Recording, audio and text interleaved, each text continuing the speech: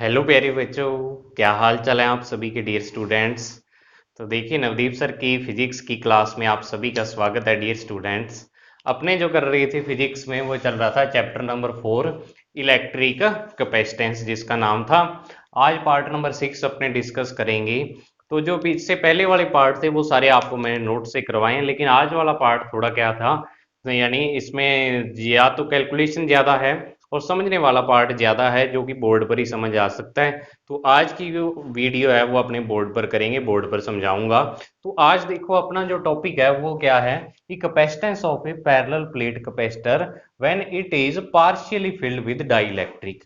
तो अपने जो कर रहे थे पीछे भी अपने जो इससे जस्ट पीछे वाला टॉपिक किया है उसमें क्या किया था, उससे थोड़ा सा वैसे एक वर्ड का फर्क आ रहा है। वो था उसमें कंप्लीटली फिल्ड था, यहाँ आ रहा है पार्शियली फिल्ड। अब कंप्लीटली का मतलब कि कैपेसिटर की जो प्लेट्स होती हैं पैरेलल प्लेट कैपेसिटर की, उनके बिटवीन जो गैप होता है वो गैप में कंप्लीटली अगर आपने क्या कर दिया डाइलेक्ट्रिक फिल कर दिया तो उसका फॉर्मूला तो आपने प्रीवियस वीडियो में निकाल लिया था। अब बात आती है पार्शियली फिल्ड की कि पार्शियली फिल्ड क्या होता है। तो ये आपके सामने डायग्राम है। पार्शियली फिल्ड का मतलब भाई कुछ पार्ट में तो आपने क्या कर दिया डाइलेक्ट्रिक मीडियम प्लेस कर दिया और कुछ पार्ट को खाली छोड़ दिया, मतलब वहां पे या तो एयर है या वैक्यूम आप बोल सकते हो। वैसे अपने एयर मीडियम ही लेते हैं, ठीक है। तो अब पहले डायग्राम को समझो क्या दिया हुआ है कि ये एक पैरेलल प्लेट कैपेसिटर है जिसमें दो प्लेट्स हैं ए और बी। इन पर प्लस क्यू और माइनस क्यू चार्ज है, ठीक है। अब इसके बीच में अपने क्या कर दिया, बिल्कुल यहाँ पे एक क्या कर दी, टी इसकी थिकनेस है, टी थिकनेस की एक स्लैब प्लेस कर दी। स्लैब का मतलब भी पूरा जैसे ये दो प्लेट्स होती हैं, मान लो दो प्लेट्स हैं तो इसके बीच ऐसे पट्टी, ठीक है ना, पूरी पट्टी, और उस पट्टी की जो थिकनेस है या उस स्लैब की थिकनेस है वो टी है।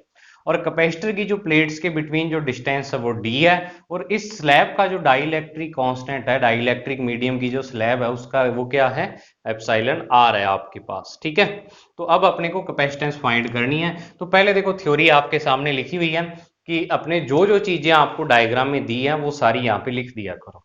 थ्योरी ऐसे नहीं भी जो मैं आपको लिखवाता हूँ वही लिखनी है आपको, आप अपने वर्ड्स में भी उसको एक्सप्लेन कर सकते हो थ्योरी में। तो थ्योरी में जो जो चीजें गिवन होती हैं अपने पास होती हैं वो सारी लिख दिया करो। क्या दिया हुआ है कि let we have a parallel plate capacitor as shown in figure, figure में उसको शो कर दिया। The distance between the plates is small D, जो इनकी प्लेट के बिटवीन डिस्टेंस है वो स्मॉल डी है। And area of each plate is capital A, हर एक प्लेट का जो एरिया वो कितना, कैपिटल ए लिया हुआ है। अब next, let a dielectric slab having dielectric constant epsilon r, यानी एक डाइलेक्ट्रिक स्लैब लेते हैं जिसका डाइलेक्ट्रिक कांस्टेंट एप्सिलॉन आर है उसको, एंड थिकनेस स्मॉल टी, उसकी थिकनेस है वो कितनी है, स्मॉल टी है। तो उसको अपने क्या कर देते हैं, placed between the plates, plates के बिटवीन उसको प्लेस कर देते हैं। तो अब देखो, अब अगर मैं आपसे पूछूं कि आपको अगर मैं यहां पे पूछूं कि एयर कितने पार्ट में है, ठीक है, कि आपको पता है भी टोटल डी डिस्टेंस है ये वाली, और डी में से टी जो डिस्टेंस है आपकी उसमें आपने क्या कर दिया, डाइलेक्ट्रिक मीडियम फिल कर दिया। तो अब आप मुझे एक चीज बता दो बच्चों कि जो एयर रीजन है उसकी थिकनेस कितनी है, मतलब कितने पार्ट में एयर प्रेजेंट है। तो अपने मैं यहां पे लिख रहा हूं then thickness of air medium, air medium की जो थिकनेस है वो कितनी है, वो मैं यहां पे लिख रहा हूं डी माइनस में टी। क्यों, क्योंकि देखो टोटल डी है तो डी में से टी में तो डाइलेक्ट्रिक आपने फिल कर दिया, बाकी जो बचा हुआ पार्ट इधर वाला और इधर वाला ये कितना रह जाएगा, डी माइनस टी रह जाएगा, ठीक है। तो डी माइनस टी थिकनेस की है, एयर है, एयर मीडियम प्रेजेंट है, ठीक है। तो अब अगर मैं यहाँ पे लिखूं कि इलेक्ट्रिक फील्ड, अब आपको एक चीज और ध्यान रखनी है जो मैंने आपको पहले भी बताई थी कि जब भी अपने कैपेसिटेंस फाइंड करनी होती है किसी भी कैपेसिटर की तो अपने तीन स्टेप यूज करते हैं। अब तीन स्टेप कौन कौन से होते हैं, सबसे पहले अपने इलेक्ट्रिक फील्ड की वैल्यू लिखते हैं, फिर पोटेंशियल की वैल्यू लिखते हैं, फिर C is equal to q upon v से अपने क्या करते हैं, कैपेसिटेंस फाइंड करते हैं। प्रीवियस वीडियो में आपने इसको समझा था, ठीक है। तो अब अपने क्या करेंगे, अब अपने पास यहाँ पे दो मीडियम आ गए, एक तो एयर आ गया या वैक्यूम आ गया, आप कुछ भी कह सकते हो, एयर दिया हुआ बुक में तो मैं एयर बोल रहा हूँ, ठीक है। एक तो एयर है और एक आपके पास डाइलेक्ट्रिक मीडियम है। तो अपने पास यहाँ पे दो मीडियम है, तो दोनों मीडियम के लिए जो इलेक्ट्रिक फील्ड की वैल्यू है वो डिफरेंट डिफरेंट होगी। तो वो मैं यहाँ पे लिख रहा हूं electric field in air medium. ठीक है, इसको मैं लिख रहा हूं E0 से, जो आपकी बुक में सिंबल दिया हुआ है E0 या E नोड। तो ये क्या होता है इलेक्ट्रिक फील्ड एयर मीडियम में, इसको अपने सिग्मा अपॉन एप्सिलॉन नोड या इसको Q बटा A एप्सिलॉन नोड से शो करते हैं, इसी से करते हैं शो। अब नेक्स्ट है कि electric field in dielectric medium में अगर मैं इलेक्ट्रिक फील्ड की बात करूं तो वो E मीडियम लिखूंगा मैं यहाँ पे, और उसकी वैल्यू देखो क्या होगी, मैं लिख रहा हूं Q और अपॉन में A epsilon node epsilon R। ये फॉर्मूला आप पढ़ चुके हो प्रीवियस, जस्ट इससे प्रीवियस जो पार्ट किया था वहां पे अपने जो इसकी वैल्यू ये लिखी थी कि मीडियम में इलेक्ट्रिक फील्ड, तो वो आपका क्या होता है Q बटा A एप्सिलॉन नोट बटा में एप्सिलॉन R के इक्वल आ जाता है बच्चों। ठीक है, ये आ गया। अब E हो गया खत्म। अब E के बाद किसकी बारी है, V की बारी है, पोटेंशियल डिफरेंस। तो अब अपने क्या करेंगे, यहां पे लिखेंगे potential difference between the plates के बिटवीन जो पोटेंशियल डिफरेंस V की वैल्यू, वो V आपका दो तरह से होगा, V0 प्लस Vm या V नॉट प्लस Vm। अब V नॉट जो यहाँ पे है वो तो है पोटेंशियल डिफरेंस, इसको शॉर्ट में PD लिख रहा हूं मैं पोटेंशियल डिफरेंस को, बुक में सॉरी नोट्स में मैंने इसको पूरा लिखा है, या अगर PD आपको लिखा मिल जाए तो उसको पोटेंशियल डिफरेंस समझना। पोटेंशियल डिफरेंस ड्यू टू या potential difference in air medium है ये वाला, क्योंकि दो मीडियम है तो आपको पता है पोटेंशियल की वैल्यू भी क्या करती है, मीडियम पर डिपेंड करती है, और इलेक्ट्रिक फील्ड की भी मीडियम पर डिपेंड करती है। और Vm आप यहाँ पे लिख रहे हो, वो क्या लिख रहे हो, potential difference in dielectric medium, इसमें आप क्या लिख रहे हो, पोटेंशियल की वैल्यू।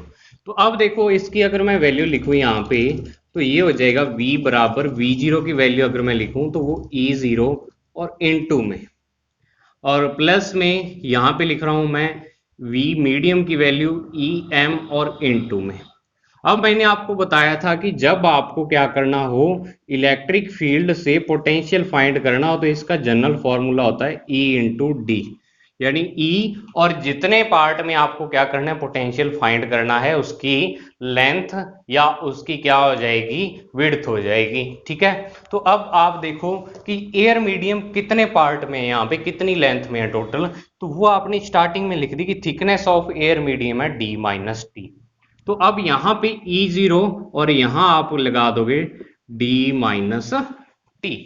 ठीक है, और मीडियम आपका कितनी थिकनेस में है, T में है, तो इसको लिख दोगे T। सबसे मेन यही स्टेप है बच्चों, यहां से आगे फॉर्मूला हो जाता है। तो आपको ये चीज समझ में आनी चाहिए कि E0 है जो, वो क्या है, एयर मीडियम में इलेक्ट्रिक फील्ड की वैल्यू है, और एयर मीडियम टोटल कितनी लेंथ में या कितनी थिकनेस में फैला है, वह D माइनस टी, तो D माइनस टी आ जाएगा।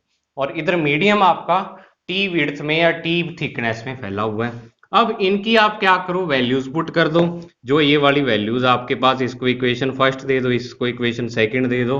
तो from equation first and second putting the values of E0 and EM ये आप रख दो। तो V इज इक्वल टू आपके पास देखो Q बटा A epsilon not D minus T, और प्लस में Q बटा A epsilon naught epsilon R, और इनटू में क्या आ जाएगा, T आ जाएगा। ठीक है, अब इसमें कॉमन क्या आ रहा है बच्चों, वो देख लो। V बराबर क्या आ रहा है, Q बटा A एप्सिलॉन नॉट कॉमन आ रहा है, क्योंकि Q बटा A एप्सिलॉन नॉट यहाँ पे भी और यहाँ पे भी है। तो अब ब्रैकेट के अंदर क्या बचा, देखो यहां से ये पूरा बाहर आ गया, तो यहां बचा D माइनस टी, बीच में प्लस का सिंबल है, प्लस लगाया, यहाँ क्यू बटा ए एप्सिलॉन नॉट बाहर आ गया तो अंदर बचा टी अपॉन में एप्सिलॉन आर, ये बच गया। ठीक है, नाउ अब अपने को देखो पोटेंशियल आ गया, इसको आगे और ज्यादा सॉल्व नहीं कर सकते, तो नाउ आपको क्या करना है, कैपेसिटेंस, कैपेसिटेंस लिखनी है। तो capacitance C is equal to होता है Q अपॉन V। तो तीनों स्टेप अपनी इधर वाले कंप्लीट कर लिए। तो अब इसमें क्या करो, ये इक्वेशन थर्ड है, अब यहां लिख दो putting the value of V from equation third, putting the value of V from equation third. थोड़ा सा कंजेस्टेड मैं तभी लिख रहा हूं क्योंकि पूरा आ जाए डेरिवेशन, ठीक है ना। तो अब देखो क्या हो जाएगा, C is equal to q upon v में ये वाली वैल्यू पुट कर दो, तो V इज इक्वल टू आपके पास आ जाएगा Q तो ऊपर आएगा और नीचे क्या आएगा, Q बटा ए एप्सिलॉन नॉट और यहाँ ब्रैकेट में D minus t plus t upon epsilon are, ये आ जाएगा। अब देखो यहाँ पे ये कैंसिल हो रहे हैं, इस Q से ये वाला Q क्या हो रहा है, कैंसिल आउट हो रहा है, और ये वाला जो A है, A एप्सिलॉन नोड है, ये कहाँ आ जाएगा, ऊपर आ जाएगा बच्चों। तो अब देखो क्या आ जाएगा आपके पास, जो रिजल्ट आएगा A एप्सिलॉन नोड या एप्सिलॉन नोड A, क्योंकि इसी फॉर्म में आपने फॉर्मूले याद किए हैं, और अपॉन में D minus t plus t upon epsilon r. या इसको थोड़ा सा अपने और मॉडिफाई करते हैं, कैसे कि अपने क्या करते हैं, इन दोनों में से T कॉमन ले लेते हैं। वैसे तो फॉर्मूला ये आ गया आपके पास कैपेसिटेंस का, ये मैंने V लिख दिया, सॉरी C आना था यहाँ पे, कैपेसिटेंस का फॉर्मूला आ गया है, लेकिन थोड़ा सा और मॉडिफाई करके देखो क्या है, इन दोनों को देखो, इन दोनों में T और T आ रहा है, तो T कॉमन आ जाएगा इसमें से। तो अब देखो क्या आएगा, एप्सिलॉन नॉट A, ऊपर तो यही पड़ा रहेगा और नीचे D पड़ा रहेगा, और इधर माइनस टी आप कॉमन ले लो, माइनस टी इसमें से और माइनस टी इसमें से। तो अब यहां माइनस टी कॉमन लिया तो यहां बचाओ एक, और अंदर यहां प्लस का टी है तो माइनस टी कॉमन ले रहे हो तो जो चेंज साइन है वो चेंज हो जाएगा, और टी तो बाहर आ गया और ये आ गया 1 अपॉन में एप्सिलॉन आर। ये आपके पास क्या आ गया, कैपेसिटेंस का फॉर्मूला। वैसे आप ये फॉर्मूला भी यूज कर सकते हो, कोई दिक्कत नहीं है, लेकिन ये फॉर्मूला तभी बनाया है क्योंकि इसमें टी की वैल्यू एक बार पुट करनी पड़ती है आप, ठीक है, यहां दो बार पुट करनी पड़ती है। तो अब कईयों को देखो ये चीज समझ आनी मुश्किल हो जाती है कि सर ये कॉमन कैसे आया है यहाँ पे। तो एक सिंपल सा एग्जांपल लेके आपको बताता हूं यहाँ पे, कि अगर मान लो आपको ऐसे दे दूं, मैं यहाँ पे बता रहा हूं मैं, कि अगर आपको कह दूं कि 2 - 4, ठीक है, सॉरी, अगर मैं यहाँ पे -2 प्लस का 4 ऐसे लिखा हुआ है, अब इसमें से मैं कह दूं कि -2 मैं कॉमन ले रहा हूं, -2 कॉमन ले रहा हूं, तो अब देखो इस -2 की जगह, -2 तो सारा बाहर आ गया तो एक बचा, ठीक है, और इस +4 की जगह पे क्या बचेगा, -2 बचेगा, क्योंकि देखो 4 को अपने लिख सकते हैं -2 और इंटू में -2, और इसमें से एक -2 आपका बाहर आ गया यहाँ पे, तो अंदर क्या बचा, एक -2 ही बचा, ठीक है। तो इस तरीके से आप समझ सकते हो कि यहाँ से -t कॉमन लिया तो यहाँ तो एक बचा और यहाँ -1 बच जाएगा, तो -1 upon epsilon, C is equal to epsilon naught A upon D minus t upon 1 - 1 upon epsilon r आपके पास फॉर्मूला आ जाएगा। ये कैपेसिटेंस का फॉर्मूला है बच्चों, जब आपको क्या हो, कैपेसिटेंस फाइंड करनी है, आपको क्या दिया हुआ है, कैपेसिटर है वो पार्शियली फिल्ड हो, ठीक है। तो उम्मीद आपको समझ आ गया होगा, इसको एक बार स्क्रीनशॉट ले लो, फिर अपने इसका एक एग्जाम्पल करते हैं। एग्जाम्पल से पहले एक चीज जो आपको और बताऊं मैं, यहाँ पे एक बार फॉर्मूला चेक कर लेते हैं कि अपना फॉर्मूला है वो सही आ रहा है या गलत है। अब फॉर्मूला चेक कैसे करेंगे, मैं इसको रफ कर रहा हूँ, स्क्रीनशॉट आप बैक करके ले सकते हो अगर किसी ने नहीं लिया तो, वैसे आपको नोट्स में सारा कुछ मिल जाएगा। ये कि अगर आपने फॉर्मूला निकाला था प्रीवियस जो टॉपिक था उसमें कैपेसिटेंस का, कि जब आपकी जो कैपेसिटर है वो क्या हो, कंप्लीटली फिल्ड हो डाइलेक्ट्रिक मीडियम से, तो उसकी कैपेसिटेंस क्या होती है। तो कैपेसिटेंस का वो फॉर्मूला आपको याद करा रहा हूं, epsilon naught epsilon are A upon में डी, ठीक है, ये फॉर्मूला था। अब ये फॉर्मूला कब था, जब आपने कैपेसिटर को कंप्लीटली फिल्ड कर रखा था। अब एक चीज आप यहाँ पे ये देखो कि अगर मैं इस डाइइलेक्ट्रिक मीडियम को पूरे को इसमें कंप्लीटली फिल्ड कर दूं तो ये जो टी डिस्टेंस है या टी थिकनेस है वो पूरी डी के इक्वल हो जाएगी। ठीक है, तो अब क्या हो जाएगा कि when capacitor is completely filled with dielectric medium, filled with dielectric, जब कंप्लीटली फिल्ड है तो उस कंडीशन में T is equal to D हो जाएगा, क्योंकि T यहाँ इतना है तो पूरे में फिल कर दिया तो T is equal to D आ जाएगा। तो T is equal to D, तो अब इस T की जगह आप क्या पुट कर दो, D पुट कर दो इस फॉर्मूले में। तो देखो क्या आ जाएगा, C इज इक्वल टू, या इसमें पुट कर दो आप, इसमें आसान रहेगा, यहां कर दो, जिस मर्जी में कर दो आप, जैसे मर्जी कर सकते हो, वो आपकी इच्छा है। मैं यहां पुट कर रहा हूं तो T की जगह D, तो D minus D plus D upon epsilon r, T की जगह डी पुट कर दिया तो डी से डी कैंसिल हो गया ये वाला, और ये एप्सिलॉन आर ऊपर चला गया तो epsilon naught epsilon are A upon D, मतलब कि जो अपने फॉर्मूला निकाला है वो फॉर्मूला सही है। ठीक है, तो ये आपको लिखने की जरूरत नहीं है अभी ये कैसे सही है या चेक करना, और आपको तो बस यहां तक इस फॉर्मूले को डराइव करना है। तो मुझे उम्मीद है आपको समझ आ गया होगा ये फॉर्मूला। अब देखो नेक्स्ट अपने एक क्वेश्चन करते हैं, इसी पर बेस्ड एक क्वेश्चन है, वो आपकी बुक का एग्जाम्पल है। 92 नंबर पेज आप बुक का खोल लो, अगर जिसके पास बुक अवेलेबल है तो 92 नंबर पेज जब खोलोगे तो वहां पे आपको एग्जाम्पल नंबर 4.10 मिलेगा ऊपर ऊपर। ठीक है, तो वो एग्जाम्पल अपने करते हैं, पहले नकल नहीं मारनी किसी ने कि नकल मार के और करने लग जाओ। तो आपको क्या दिया हुआ है, 4.10 नंबर एग्जाम्पल मैं यहाँ पे करवा रहा हूँ आपके सामने, स्क्रीन पर आ भी जाएगा ये एग्जाम्पल यहाँ पे नीचे। तो देखो, a slab of ebonite dielectric constant epsilon, dielectric constant is equal to 3, मतलब अपने को दे दिया डाइइलेक्ट्रिक कांस्टेंट एप्सिलॉन आर की वैल्यू 3, 4.10 नंबर एग्जाम्पल है ये 92 पेज पर।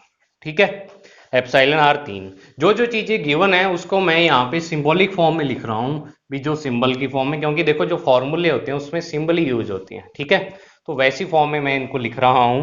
अब नेक्स्ट क्या है कि जो इसकी थिकनेस है वो आपको दी हुई है 6 mm, तो T की वैल्यू आपको 6 mm दी हुई है मिलीमीटर, तो इसको मैं मीटर में चेंज करूं तो 6 इंटू 10 की पावर माइनस 3 मीटर, मिली का मतलब क्या होता है, 10 की पावर माइनस 3 होता है, तो ये आ गया। अब नेक्स्ट क्या है, is placed in space between capacitor plates of parallel plate capacitor. ठीक है, कि पैरेलल प्लेट कैपेसिटर में रखी हुई है, हैविंग प्लेट एरिया, अब आपको प्लेट्स का एरिया दिया हुआ है, यानी ए की वैल्यू आपको गिवन है 2 इंटू 10 की पावर माइनस 2 मीटर स्क्वेयर। ठीक है, अब next last, and plate separation 0.01 metre, यानी जो प्लेट्स के बिटवीन डिस्टेंस है यानी डी की वैल्यू है वो 0.01 मीटर आपको गिवन है। तो अब आपको क्या करना है, इसकी कैपेसिटेंस आपको फाइंड करनी है बच्चों। तो कैपेसिटेंस इसकी कैसे फाइंड करेंगे वो देखो, आपको सारी चीजें दे दी उसने, तो अपने क्या करते हैं, कैपेसिटेंस का फॉर्मूला लिखते हैं। अब स्लैब रखी हुई है तो स्लैब वाला फॉर्मूला जो आपने अभी लिखा है वो वाला फॉर्मूला यहाँ पे लिखना पड़ेगा, epsilon naught A upon D minus D 1 minus 1 upon epsilon are, ये फॉर्मूला होता है पैरेलल प्लेट कैपेसिटर का जब पार्शियली फील्ड हो। अब इसमें सारी वैल्यूज आप पुट कर दो, तो जब वैल्यूज पुट करोगे तो एप्सिलॉन नॉट की वैल्यू 8.85 इंटू 10 की पावर माइनस 12, जो ए की वैल्यू है वो दी हुई है 2 इंटू 10 की पावर माइनस 2, और अपॉन में डी की वैल्यू है आपके पास 0.01, और माइनस में जो आपके पास टी है ये वाला टी कितना आ रहा है 6 इंटू 10 की पावर माइनस 3, और ब्रैकेट में 1 माइनस 1 बाय जो एप्सिलॉन आर है वो आपके पास आ रहा है 3, ये आ रहा है, जो सारी वैल्यू है वो पुट कर दो इसमें। ठीक है, अब बात आती है मेन कैलकुलेशन की, न्यूमेरिकल हो गया यहाँ पे, लेकिन कैलकुलेशन मेन है इसकी, कैलकुलेशन कैसे करेंगे वो देखो, 8.85 को 2 से मल्टीप्लाई करो तो ये आता है शायद 17.70।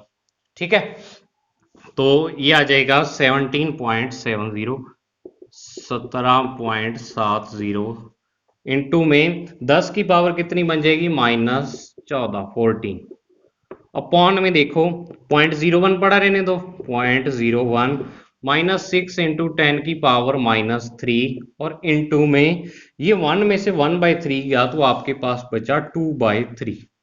ठीक है, अब इसको देखो कैंसिल करेंगे तो यहाँ 3 से ये कैंसिल हो जाएगा। तो अब आपके पास क्या बचेगा, देखो बच्चों, c इज इक्वल टू 17.70, 10 की पावर -14। इंग्लिश मीडियम वाले ऐसे मत समझ लेना कि सर है वो जो यहाँ पे हिंदी में बोल रहे हैं, तो इतना तो आप समझ ही सकते हो। ठीक है, 0.01 और माइनस में 2 को 2 से किया 4, 4 इंटू 10 की पावर -3। अब देखो इसको कैसे सॉल्व करें, प्रॉब्लम यहाँ पे आ जाती है कई बच्चों को। ठीक है, तो अब देखो या तो इसको पावर में चेंज कर लो या इसको पॉइंट में चेंज कर लो, कुछ भी एक चीज कर लो आप। तो इसको पॉइंट में चेंज करना आसान रहेगा। देखो कैसे कि 4 इंटू 10 की पावर -3 है, तो इसको मैं 4/10 की पावर 3 लिख सकता हूँ, यानी 4/1000। तो इसको जब पॉइंट्स में चेंज करेंगे तो 0.004 आ जाएगा। पॉइंट के बाद कितने अक्षर आ जाएंगे, कितनी डिजिट, 3 आ जाएंगी। तो मैं यहाँ पे देखो इसको लिख रहा हूँ c इज इक्वल टू 17.70, 10 की पावर -14, इसको लिख रहा हूँ 0.01 और माइनस में 0.004। अब देखो पॉइंट के बाद यहाँ 2 डिजिट आ रही है, यहाँ 3 आ रही हैं। तो जब भी ऐसा हो कि लास्ट में आपका कोई डिजिट पड़ा हो, तो पॉइंट के अगर पॉइंट पहले लगा है तो यहाँ आप अपनी तरफ से 0 लगा सकते हो। लास्ट वाली डिजिट के इस साइड यानी राइट साइड आप जितनी मर्जी डिजिट लगा सकते हो, 0 लगा सकते हो, सॉरी डिजिट नहीं 0 लगा सकते हो, वो आपकी इच्छा है। तो मैं इसको क्या कर रहा हूँ, कैलकुलेशन आसान बनाने के लिए लिख रहा हूँ। तो देखो अब ये बन गया 0.010.04, तो ये आपके पास बचेगा 17.70, 10 की पावर -14 और ये 0.006 ये बच जाएगा। या इसको देखो क्या लिखेंगे, 17.70 इंटू 10 की पावर -14 और अपॉन में 6 इंटू 10 की पावर -3, क्योंकि देखो इसको अपने ये लिखा था तो 0.006 को अपने दोबारा से ये लिख सकते हैं। तो अब इसको देखो डिवाइड करो तो c की वैल्यू 6 को जब आप इससे डिवाइड करोगे, 6 दूनी 12 और 5 7 6 नीमा 54 और 6 5 30, 2.95 और ये पावर 3 ऊपर जाएगी तो 10 की पावर -11 फेरेड। ठीक है, या थोड़ा सा इसको और मॉडिफाई अपने कर सकते हैं, यहां मैं रेड कलर में लिख रहा हूं। इसके बाद c इज इक्वल टू, इसको मैं 29.5 लिख सकता हूं, पॉइंट को एक इधर खिसका दिया तो ये बन गया 10 की पावर -12 फेरेड, या c is equal to 29.5 mu farad. इसका क्या आ जाएगा बच्चों, आंसर आ जाएगा। तो वैसे कैलकुलेशन में इतना टाइम नहीं लगता, मैंने आपको स्टेप बाय स्टेप हर एक चीज एक्सप्लेन की है तभी इतना टाइम लग गया, वैसे नहीं लगता इतना टाइम। आप इसको अगर आपकी कैलकुलेशन फास्ट है तो इससे आधे से आधे टाइम में भी इसको कर सकते हो। ठीक है, तो अब आपके पास ये इसका आंसर आ गया है म्यू फेरेड, सॉरी म्यू नहीं, गलती कर दी, यहाँ पे यहाँ आना था बच्चों पिको फेरेड।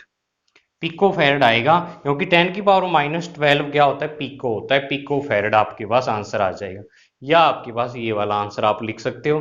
तो ये था बच्चों आपका आज का टॉपिक, अपनी तरफ से मैंने पूरी ट्राई की है कि आपको अच्छे तरीके से समझ आए। बाकी अपने नेक्स्ट वीडियो में मिलते हैं एक नए टॉपिक के साथ। तो अच्छे तरीके से आप अपनी तैयारी जारी रखें, अभ्यास करते रहें और वीडियो को एक कमेंट सेक्शन में मुझे जरूर बताते रहें कि आपको समझ कैसे आ रहा है और सारे टॉपिक आपको अच्छे तरीके से समझ आ रहे हैं। तो लाइक करिए वीडियो को। मिलते हैं नेक्स्ट वीडियो में, तब तक के लिए thank you, have a nice day.